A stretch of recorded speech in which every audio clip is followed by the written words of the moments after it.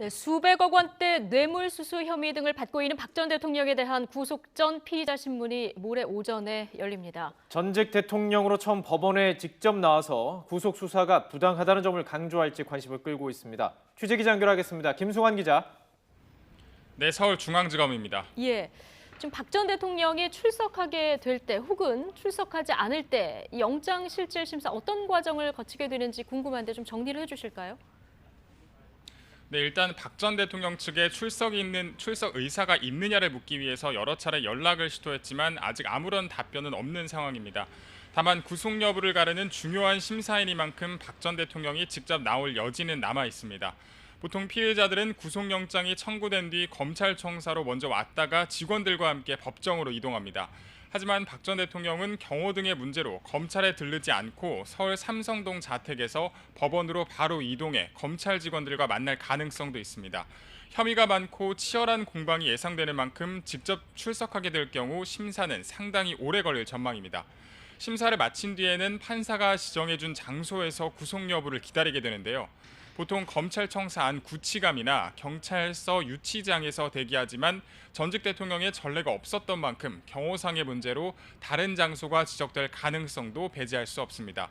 박 전 대통령이 심사에 나오지 않는다면 법원은 서면 심사로만 구속 여부를 결정하게 됩니다. 서면 심리만 진행될 경우 박 전 대통령은 검찰청에 머물거나 자택에서 심사 결과를 기다릴 수 있습니다. 검찰은 법원으로부터 박 전 대통령의 구인장을 발부받았기 때문에 박 전 대통령이 불출석 의사를 밝혀도 원칙적으로는 구인장에 적혀 있는 장소에서 대기하게 할 수 있습니다. 네, 이 박 전 대통령 13가지 혐의를 받고 있었는데요. 이 검찰이 적시한 혐의 관심이 높습니다. 아직 구체적으로 알려지지 않은 상태인데요. 법원의 심사에 어떤 혐의들이 쟁점이 될 수 있을까요? 네, 검찰이 박 전 대통령에 대한 구속영장을 청구하면서 눈여겨볼 부분은 뇌물 혐의입니다. 검찰은 박 전 대통령이 300억 원에 가까운 뇌물을 받았다고 판단하는 등 혐의가 중대하다고 봤습니다. 모두 삼성그룹이 최순실 씨 측에 건넨 부분을 적용한 것으로 추정됩니다. 삼성은 최순실 씨의 딸 정유라의 승마 지원을 위해 78억 원을 줬고 최 씨의 조카 장시호 씨의 회사에 16억 원, 미르와 K스포츠 재단에 204억 원을 냈습니다.